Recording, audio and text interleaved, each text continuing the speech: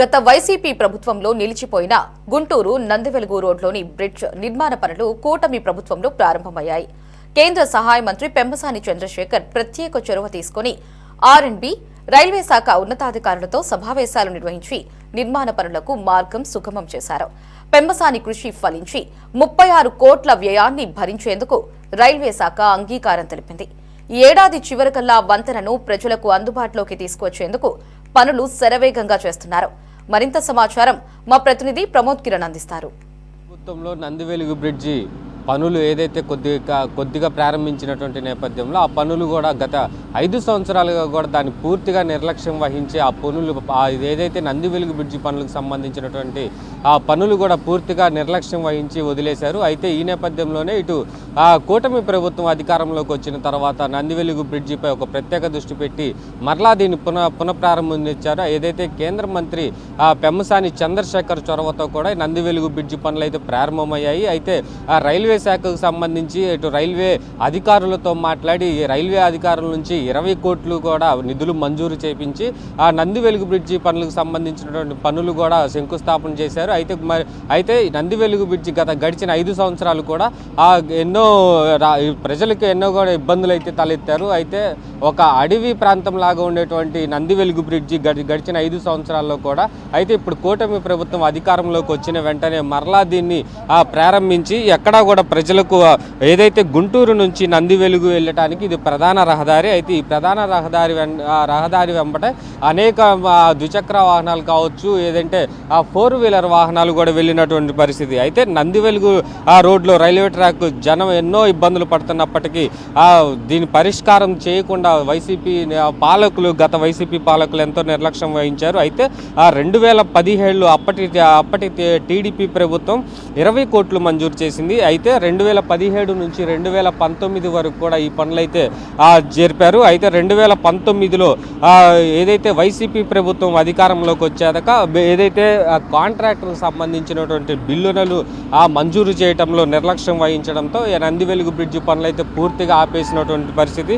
అయితే అప్పుడు ఉన్నటువంటి రైల్వే శాఖ అధికారులతో ఇప్పుడు సమన్వయం చేసుకుంటూ ఏదైతే ఈ 20 కోట్లకు సంబంధించినటువంటి ప్రతిపాదనలు పంపిన తర్వాత ఆ నందివెలుగు బ్రిడ్జికి సంబంధించినటువంటి కొంత వ్యయం పెరగడంతో దాన్ని మళ్ళా ఏదైతే ఆ పనులకు సంబంధించినటువంటి బిల్లులు కూడా ప్రతి ఒక్కటి క్షుణ్ణంగా పరిశీలించినటువంటి ఆ కేంద్ర మంత్రి పెమ్మసాని చంద్రశేఖర్ మరికొన్ని నిధులతో అంటే 20 కోట్లతో చేయాల్సినటువంటి పనులు 36 కోట్లతో కూడా అభివృద్ధి చేపడతా ఉన్నారు. ఇటు ఏదైతే గతంలో వైసీపీ నందివెలుగు బ్రిడ్జికి సంబంధించినటువంటి ఇరువైపులా ఉన్నటువంటి జనాలను కూడా పూర్తిగా ఇబ్బందులకు గురి చేసింది. అంటే ఇక్కడ వర్షం వచ్చినప్పుడు మోకాలు లోతు నీళ్లు కూడా నిలబడినటువంటి పరిస్థితి.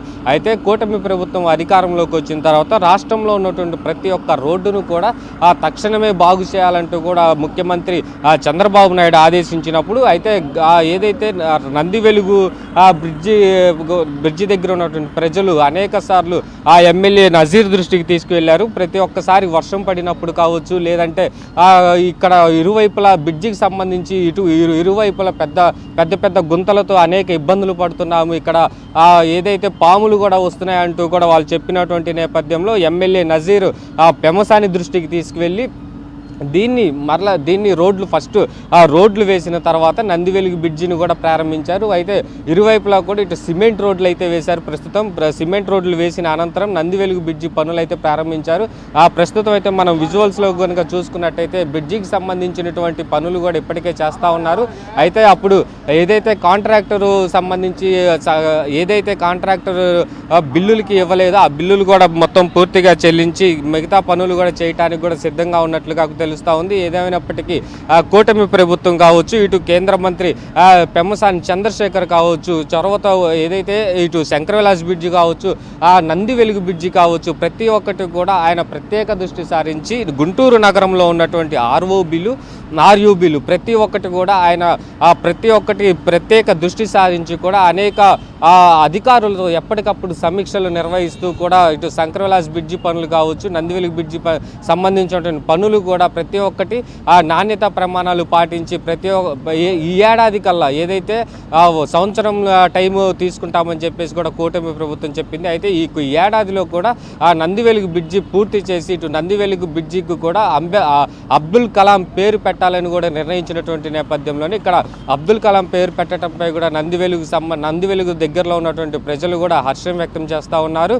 అంటే ఒక పార్టీకి సంబంధించినటువంటి నాయకుల పేర్లు కాకుండా ఆ సమాజానికి ఉపయోగపడేటువంటి లేదంటే ఒక శాస్త్రవేత్త అయినటువంటి అబ్దుల్ కలాం పేరు పెట్టడంపై కూడా ఆ పెమ్మసాని చంద్రశేఖర్ కేంద్ర మంత్రిపై కూడా అభిమానం అయితే చూపుతా ఉన్నారు. ఏదేమైనప్పటికీ ఆ నందివెలుగు బ్రిడ్జి మరికొన్ని రోజుల్లో మరింత ఏదైతే శరవేగంగా పనులు జరుగుతూ ఉన్నాయి, మేడాది చివరి కాలం కల్లా ఈ నందివెలుగు బ్రిడ్జి పూర్తి అయ్యి ఇటు గుంటూరు నుంచి నందివెలుగు వెళ్ళే ప్రజలకి కూడా పూర్తిగా అందుబాటులోకి వస్తుందని కూడా ఇటు అధికారులు తెలుపుతా ఉన్నారు.